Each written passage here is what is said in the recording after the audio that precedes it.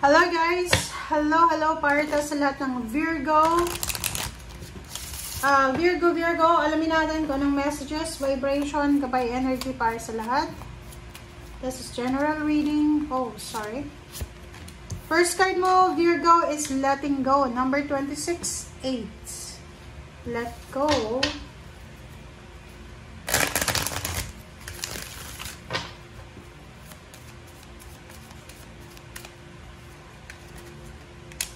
Okay, second card is last quarter moon in Aquarius. Reflect on your priorities.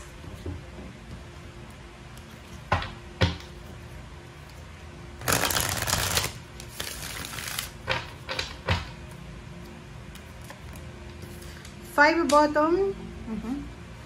Okay, Virgo, comment down below if you resonated. First card natin is 26-8. Maybe this is a job, this is a business idea, this is travel plans. Ano ba yan? Kasi, posibleng ikaw ay nasa crossroad ka. 'Di ba? Parang nasa crossroad ka, Virgo, na hindi mo alam kung ano yung gagawin mo. Hindi mo alam kung ano yung ipaprioritize mo. Kaya nga may last quarter moon in Aquarius na kailangan mong pag-isipang mabuti kung ano yung priorities mo sa buhay, kung ano yung priorities mo sa araw-araw, or ano ba yung future na gusto mong mangyari, ano ba yung obligations mo sa current situation. Labas na dito yung past, huwag mo nang masyadong isipin yung past. Ano ba yung kailangan mong ma-accomplish this current situation, parang ganun. And Five of Autumn, sinasabi ng bara sa'yo na if you need help, if you need assistance, you need to reach out. Kung kailangan mo ng tulong, financial help, emotional help, spiritual, kailangan mong humingi ng tulong. And if may plano kang mag-resign, or for example, lumipat ng company, lumipat ng trabaho, career move, career change, hindi pa ngayon yung tamang oras para sa ganyan. Okay? Ang nakikita ko sa'yo dito, yung Five of Autumn na to, it's either you're having financial issues, money issues na pinagdadaanan sa ngayon. So, marami kang plano. It's either planong mag-travel, planong mag-business, or kung ano man siyang plano na gusto mong gawin. Magpatayo ng bahay, bumili ng sasakyan, or kung ano pa man. Hindi mo siya magawa, it's because of money issues. So, sinasabi ng bara sa'yo dito na huwag nating ipilit, 'di ba? Huwag mong i-complicate yung buhay. Alam mo sa panahon ngayon, Virgo, hindi ngayon, ang uso ngayon, uso ngayon yung payabangan sa online, 'di ba? Ang daming yabang. Pero, kung gusto mong mabuhay ng simple, gusto mong mabuhay ng walang stress, gusto mong mabuhay ng wala kang ginagawang illegal or ginagawang masama, kalma lang, 'di ba? Just live in the moment, live within your means, 'di ba? Kung magkano lang yung sweldo mo, mababa dun yung gastos mo. So, wag nating ipilit yung mga bagay na hindi dapat. Okay? Just let go. Let go of anything na alam mo na hindi naman makakabuti sa'yo, hindi yun safe sa'yo, and kailangan mong isipin yung priorities mo. Ano ba yung priorities mo sa ngayon? Okay? And huwag kang mahihiya. If may problema ka sa pera, humingi ka ng tulong. Diba?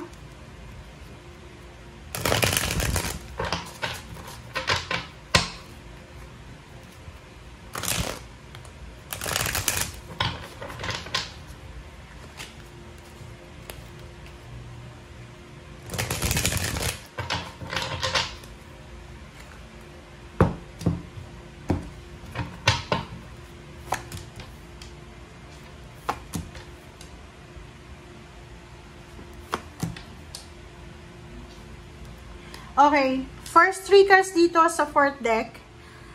Eight of Cups, the Empress, and Nine of Cups. Nakikita ko dito na merong travel, merong possible na kasalukuyan siya. Maybe you're searching for a job, searching for an empowerment, searching for spiritual awakening, or maybe literal siya na hinahanap mo yung sarili mo. Parang you're wondering. So, maybe yung iba naghahanap ng trabaho, naghahanap ng kung ano yung pwedeng business ideas. Yung iba pwedeng nagta-travel or may balak mag-travel. And nandito yung Empress. Yung Empress, sinasabi ng barahan na same din dito, same yung energy nila na maraming, kung ano man tong hinahanap mo, nasa iyo na yan. Diba? Hindi mo dapat hanapin.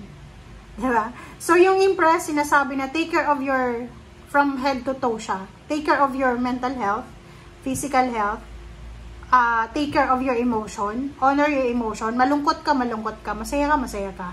Diba? Galit ka. So, Empress, sinasabi ng baraha sa'yo na take care of your parents, especially yung mother figure natin. Fertile, maybe meron ditong Virgo, sorry kung may nasasabi akong ibang zodiac sign.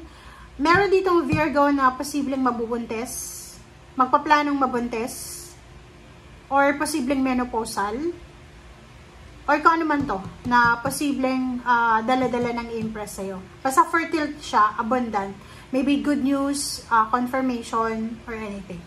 Nine of Cups, sinasabi ng Nine of Cups na to na meron kang wish fulfillment or mayroon kang mga wishes emotionally na nasa puso mo. Kumbaga, eto yung gusto mong gawin, eto yung plano mo because gusto mong mabigyan ang pamilya mo ng magandang buhay, kung may anak ka na or kung single ka or wala ka namang asawa. Sinasabi ng baraha sa'yo dito na marami kang, kumbaga, plano para sa pamilya mo, especially sa sarili mo.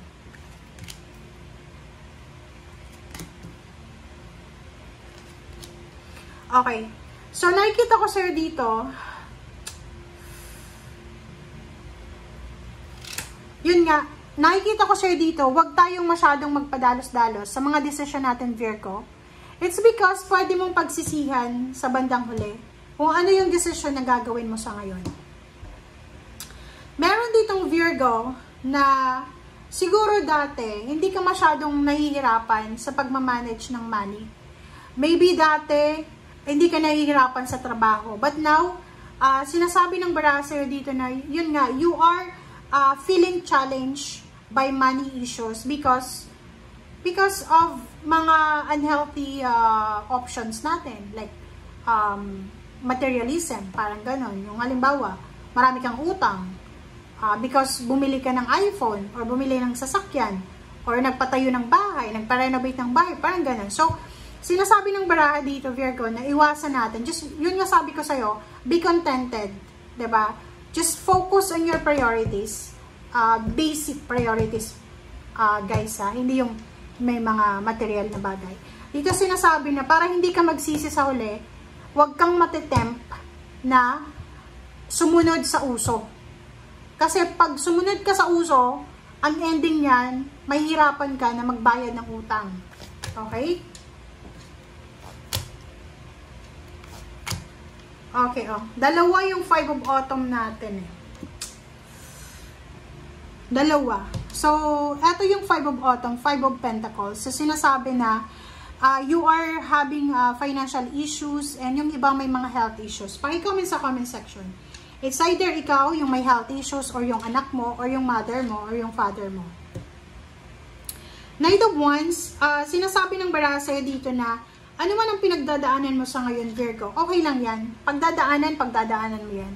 But, huwag mong isuko kung ano yung pangarap mo. Kasi nakikita ko sir dito, pangarap mo na magkaroon ng sariling bahay, pangarap mong may kasal, pangarap mong magkaroon ng asawa, pangarap mong magkaroon ng sasakyan, makapag-travel around the world, parang ganon. Yung iba naman na Virgo dito, maybe meron kang pinapatayong bahay, or maybe meron nalalapit na kasal, pero namumroblema ka ngayon sa pera. Sinasabi ng barangay sa'yo dito, di ba? Mag-reflect tayo sa mga priorities natin. Kung hindi pa pwede natin ihang muna. And if we need something, we need to ask for assistance, di ba? And sinasabi ng barangay sa'yo dito, Virgo, na i-let go muna natin. Huwag muna natin kunin lahat ng obligations, duties, responsibilities, parang gano'n. Yung parang, halimbawa, kailangan mo munang maging strong financially para makatulong ka sa mga tao. Huwag kang tumulong kung alam mo na kailangan mo rin ng tulong. Okay? Thank you guys. Bye!